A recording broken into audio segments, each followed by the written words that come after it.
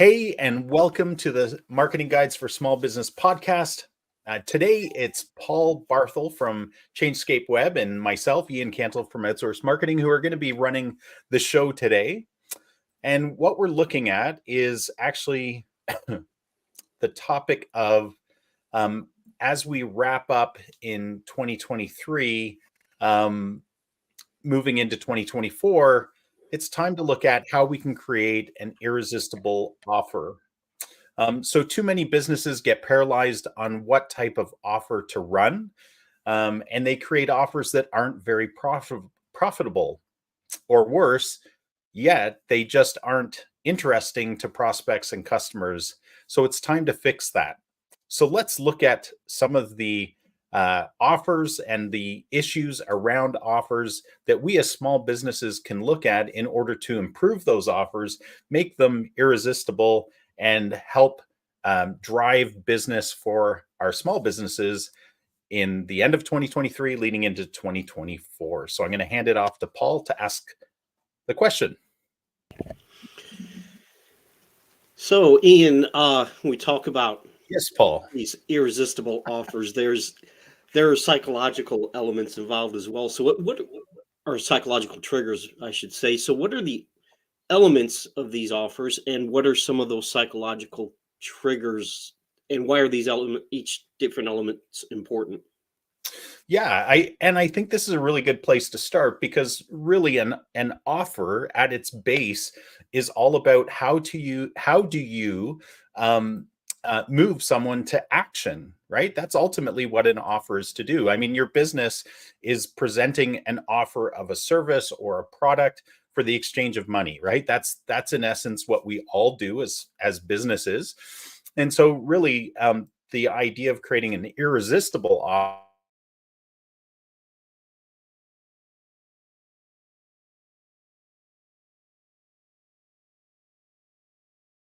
that's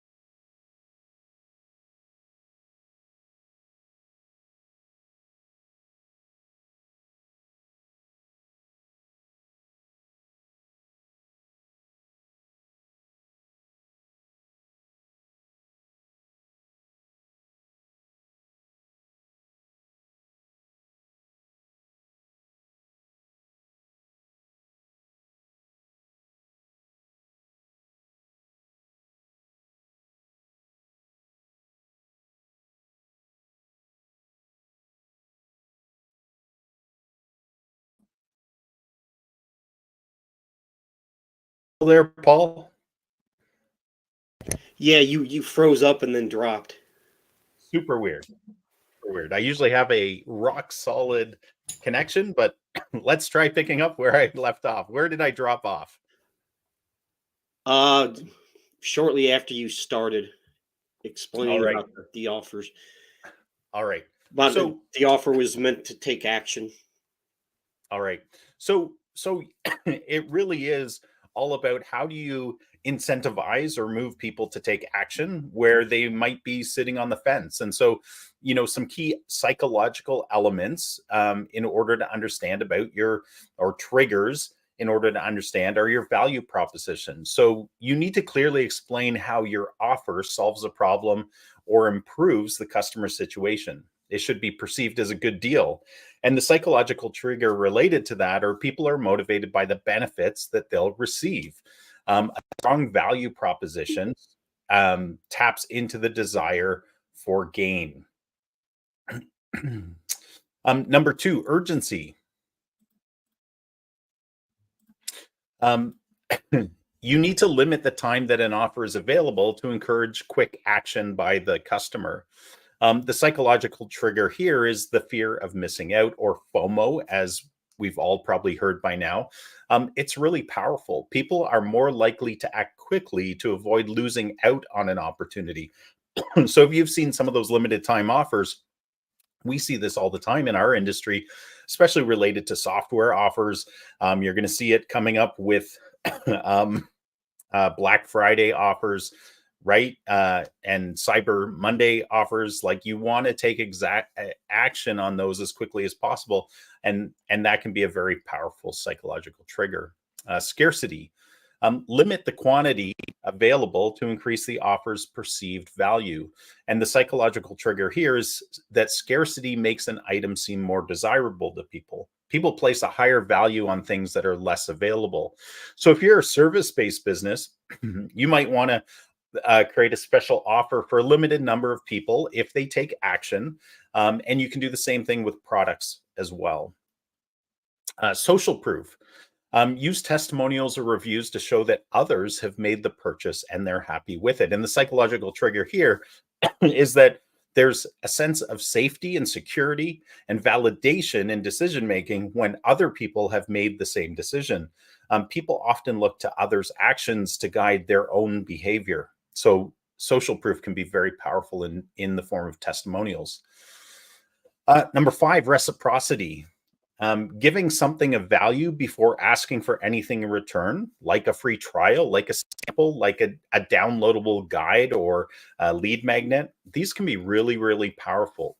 And the psychological trigger here is the principle of reciprocity, in that it compels people to give back when they receive something. So if I give you a free gift, it makes the customers feel more likely to reciprocate with a purchase. Doesn't always seem obvious, but that can be really powerful. We see this all the time in a sense from referral partners, right? If I send a referral to a trusted strategic partner of mine, they are far more likely to send a referral back to me. Authority. Establishing credibility and trustworthiness by showcasing your expertise, your endorsements from credible sources is powerful. The psychological trigger here is that people respect authority.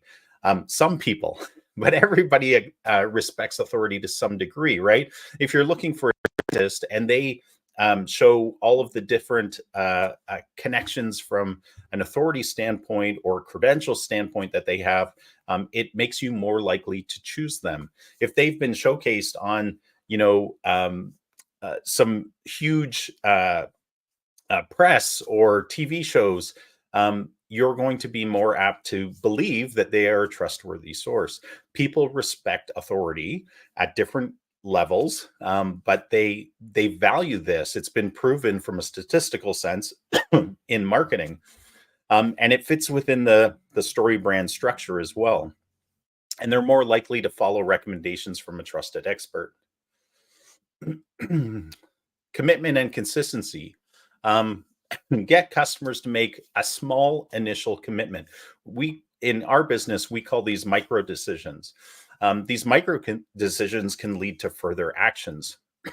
Psychological trigger here is once someone takes a small step, they're more likely to continue in order to appear consistent with their initial action. So micro decisions can be things like, download this free guide. And maybe that very first lead magnet download, you actually don't ask for anything. But then you're able to remarket to those people because you're able to see that they took an action. They downloaded something, and that's connected to their IP address. You can then remarket directly to them because they landed on a specific page. You can then offer them something of greater value, where they then have to give their email address and their name, perhaps. Again, it's just about moving them forward in their decision making by making micro decisions. It's not a nefarious thing. It's a good thing, and it's understanding human behavior. Liking. People prefer to say yes to those they know and like. If you personalize the offer and be friendly. So the psychological trigger here is that the liking principle suggests that people are more inclined to comply with requests from people or brands that they like.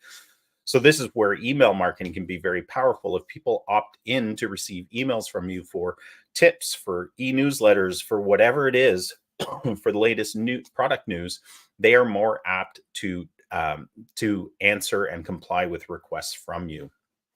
Contrast. Present your offer next to a higher priced option to highlight the deal. So the psychological trigger here is that contrast allows people to see the immediate value. If you you see this all the time in software, right? Or maybe it's yeah, software is a great way to do this, where we can say, hey, in package A from us, you receive all of these benefits and features. From our competitor, you get less of those, right? They make it very easy for you to understand that that in contrast, you get much more value if you were to choose option A versus option B. And most businesses can do this quite effectively. Risk reversal is another one. If you eliminate or reduce the perceived risk of purchasing, such as offering a money back guarantee, this is very powerful. The psychological trigger is risk, is that risk aversion is a natural instinct. So people want to avoid losses. And a guarantee reduces the perceived risk. So for a lot of businesses, you can offer a money back guarantee. You can't do this for everything. Obviously, if you're a dentist, once the treatment is done, the treatment is done. But you can have some people I've seen do something like, your satisfaction is guaranteed. And so they will follow through to make sure that you're 100% satisfied.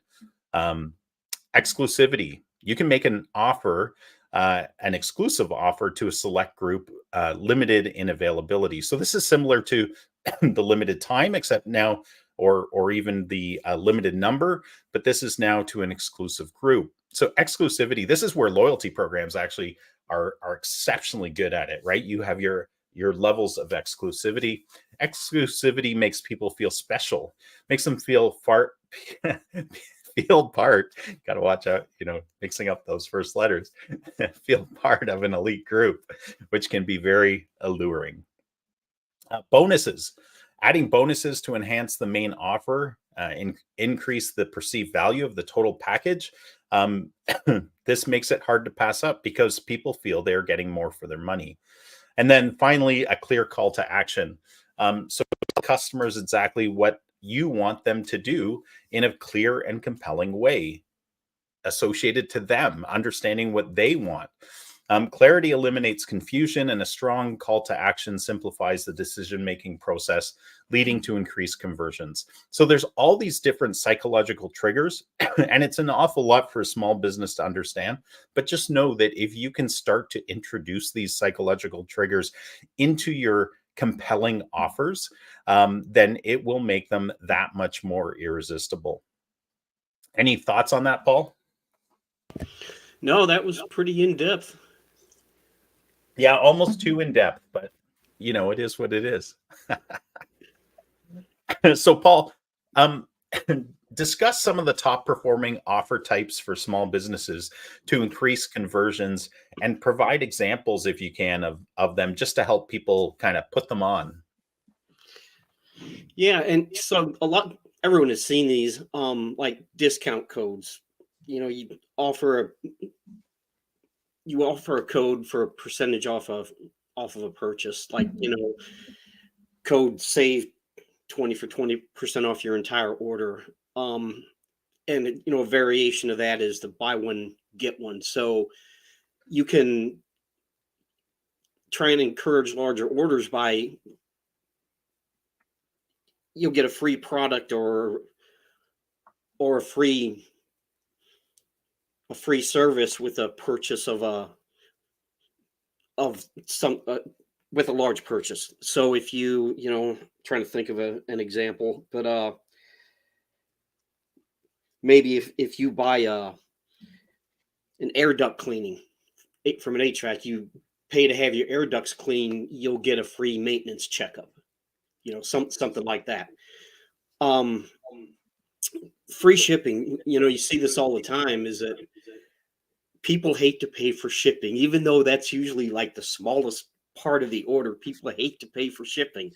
So offer free shipping, or at the very least, on orders over a certain amount, you get free shipping. So if you spend, $50 or more, you get free shipping, and that can encourage people to buy more than they normally would, because back to one of those psychological things, No one wants to pay for shipping. It just irritates people. Flash sale, and a lot of this ties back into what you were talking about, like these flash sales. It's a limited time offer, so a certain percentage off on accessories until 11 o'clock on the 13th of the month or something like that. And we see that a lot too. You can get it, and this is a variation of the buy one get one. It is offer free gifts with purchase. If you spend a certain amount of money, like let's say you spend $100, $150, and you get a free tote bag or free pair of sunglasses or something, whatever it is, if you're selling accessories, and exclusive access. We see this a lot with software, and I think you talked about this a little bit, that and we see this a lot on webinars. If you make your purchase during this webinar, you'll get access to content, or or whether it's, I'm trying to think, I just saw one the other day, but whether it's content or offers, you'll get access to these things, and it won't be offered outside of that webinar. Once the webinar is over, and we also see that, like these swipe sheets, if you stay till the end of the webinar, you'll get a link to this content, these swipe sheets, these email headlines, email templates, and that link won't be available in the replay of that webinar. Yeah. So the only way to get access to it is to watch the webinar all the way through to the end. Yeah. With webinars, this kind of bridges over to something you already covered, but the exclusive offers, right? You see this an awful lot in webinars, where if you stay till the end, you can also get some exclusive offer that might be a giant bundle of stuff, right? Which I think a lot of businesses, I know I've found exceptional value in those, because it's almost like an early adopter bundle that you get that's exclusive when you go on the webinar. Yeah, and now we're coming into the holiday season, so you could have seasonal offers, like or limited edition products, like the holiday scented candles, whatever that is. I don't know. I've never bought one, but bacon flavored root beer. What's that? Bacon turkey and stuffing flavored root beer. That would be interesting. I wouldn't buy that either. I think it's Jones that has that. Jones sodas. But yeah. So if you buy on the limited edition products, and you can kind of combine these things. So if you buy whatever X product or service, or you spend X amount of dollars, you can get 50% off these holiday scented candles, something like that, and that can encourage people. And again, if you say, okay, you have to spend $100 and then you get 50% off this, it can help encourage larger orders. And loyalty programs, I think you talked a little bit about this too, that, and you used to see, I don't know why you don't see it as much anymore. Maybe it's just me, because I don't go out, but you used to see this a lot with restaurants. They'd have a card. They'd give the card, and they'd have a punch with a very unique design, so you couldn't just take it home and punch it, but yeah, every time you made a purchase, you got your card punched, and then the next time you came in, you got a free entree or a free appetizer, or free something. Those are still alive and well, Paul. See, I should get out more, but I'm not going to. But that can definitely help. Referral discounts. Again, if you set up and this goes back to encouraging loyalty, and if you have a referral program, and it might have to be, depending on your business, it might have to be in the form of a gift card. Because let's say you're a roofer. Okay, how many times do you need a roof in your life? Okay, especially if you spend a lot of money on a metal roof. Those things last for like 100 years. So, Yeah. but what you can do is say, hey, if we get a referral from you and it turns into a job, we'll give you like a $200 gift card. I mean, depending on because you're saying, okay, it has to be a job. And if you're a roofer, that's $10,000 and up, and Yeah. roofers generally have like 30% profit margin. So, Yeah. Visa gift cards are huge for this kind of stuff. yeah. And because if it's not, if you don't have something that has a lot of repeat business, then you're going to have to kind of go that route. And it has to be big enough to get people's attention. I know a lot of people in the past say, well, it doesn't have to be that much. Well, it depends on the product or service you're offering. But I don't know about you, Ian, but I'm probably not going to go out of my way to refer people to a business because I might get a $10 gift card to Starbucks. Okay. It's just not going to work for me. And I think, and especially this day and age, it's just the world we live in, I just don't think that's going to work. It has to be substantial. Yeah. And Well, and you know what, Paul? Like for all of you listeners out there, like this is huge right now because the economy's tough, right? So people care about $100, $100, $500, like whatever it is no, that the you economy's find. great. Just ask the government. Yeah. But but truthfully, as a business, like this is a very compelling offer if you can make it sweet enough. Because you have to remember, this is if it, just like Paul was saying, this is a mathematical equation. You give this to your satisfied customers, and you say, for every customer you refer that turns into a job, right? You can put as much criteria around this as you want. But if it turns into a job, we will give you X back. And in a tough economy, these can be really, really powerful because they already love you anyways. So all you're doing is trying to say, hey, put a little sticky note on your brain so that every time you see somebody that needs a new roof or new windows or whatever business you're in, you have an added incentive to do something you were already willing to do because you got so much out of us doing the service to begin with, right? Right. Absolutely. And, another one that we see a lot, and I'm not sure how I feel about this one Yeah. because first time buyer offers, I get it. Okay. So encourage new customers to make their first purchase with a discount or whatever it is.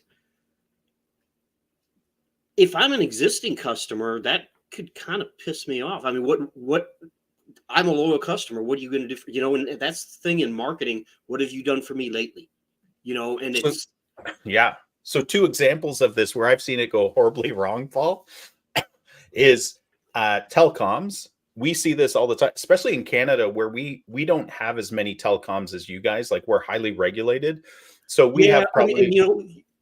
just a touch on that. That's what's Yeah. weird. A lot of people don't realize we have a lot of telecom companies, Yeah. but you may only have 2 or 3 options in your service area to choose from. Right. So where I've seen this go horribly wrong from my own experience and my friends and family's experience is from my experience, I was with the same telecom business for everything, right? Like phone, internet, TV, whatever it was, for 15 years. And they would not give me a better offer that I knew was in the marketplace for new customers. And so I just left them, right? Or the other circumstances of that. And then within a day, did you get an email saying that they want you back and they'll give you a Of better offer? course.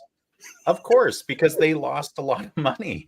But so the other side of that is that they would have retention people that if I called up the company and said, hey, you need to relook at my account, and you would do this every single year with these companies because they could beat their own offer, is say, hey, you need to do better. And you'd sit on the phone with them for 2 hours and they'd finally give you a better deal every single year because they could, but they made it so painful for existing customers to get that it was crazy. Let me just give another example real quick of where this can go wrong. Dental business. They offer They don't offer a discount. They did do discounts for a while for new patients, but just like you said, Paul, this actually made their existing patients disgruntled unless you would also give them that offer as well. They they changed it to offer kind of you if you sign up, you get this bundle plus some free items, and so that's worked out much better for them because it's a bundled thing. It's not, and it's bundled in a way that most existing patients wouldn't do that again. So I've seen that that pivot, that evolution work quite well. But yeah, you got to be so careful with the first time buyer offers. They can work, but yeah, be careful how you manage that with your existing customers for sure.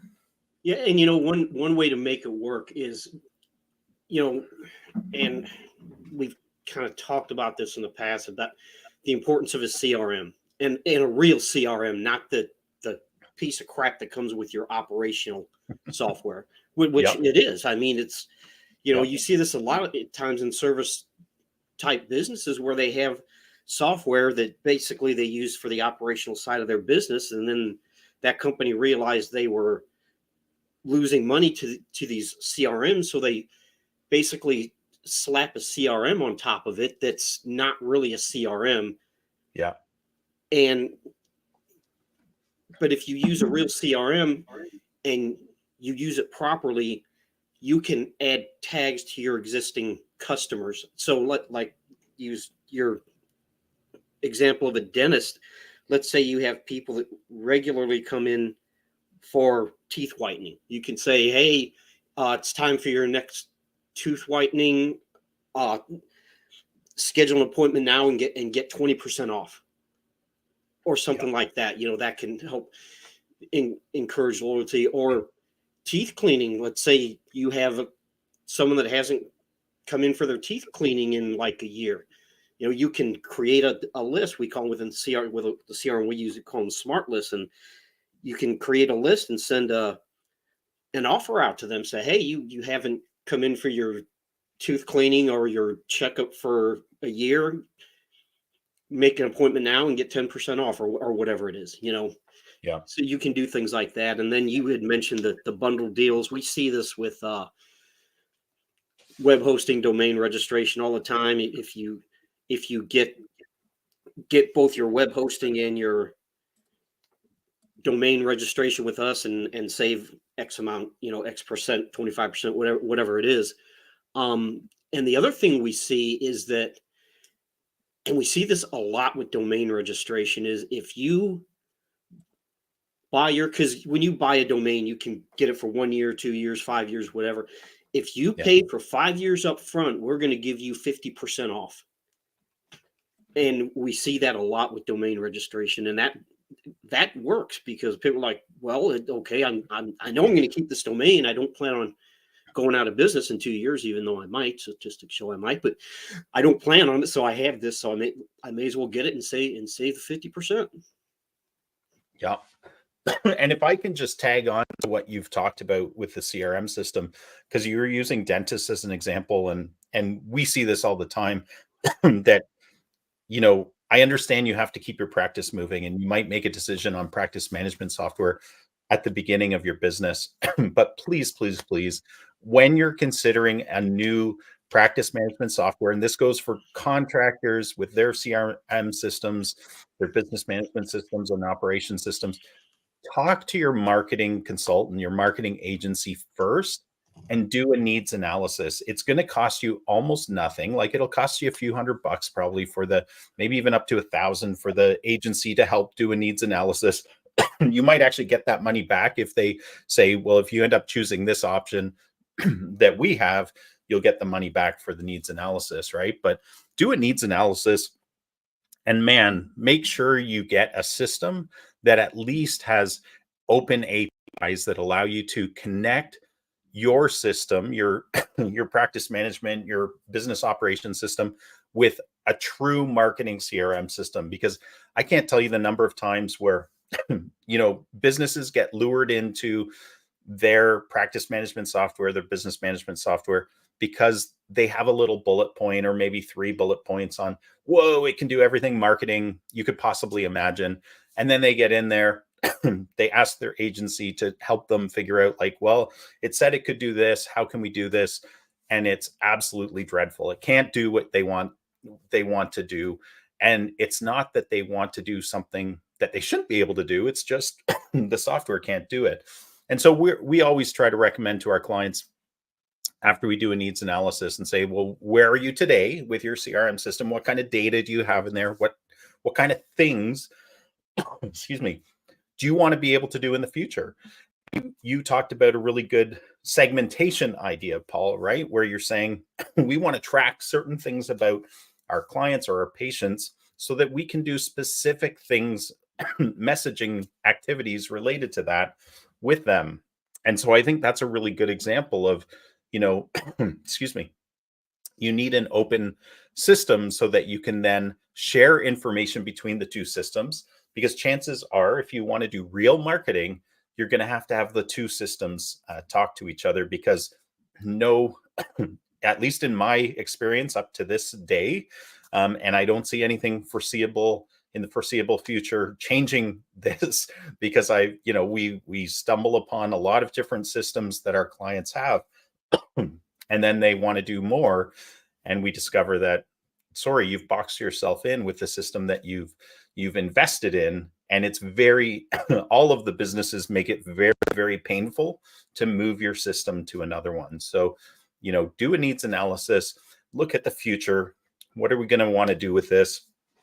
Talk to your marketer, because they will give you bigger insights. They're not trying to change your decision, excuse me, on how you run your practice or how you manage it or how you manage your business, but they can give you insights and ideas that go far beyond your imagination of what a true marketing system can do for you, and how it can be omni-channel across all of the different platforms, how it will simplify your life and give you greater and greater capabilities than you knew were possible. Can't agree more with you, Paul. Like, that's such a huge thing. And I'm sorry for my soapbox, but I see it time and time again where business owners get stuck with software that sucks. And I hate to see it.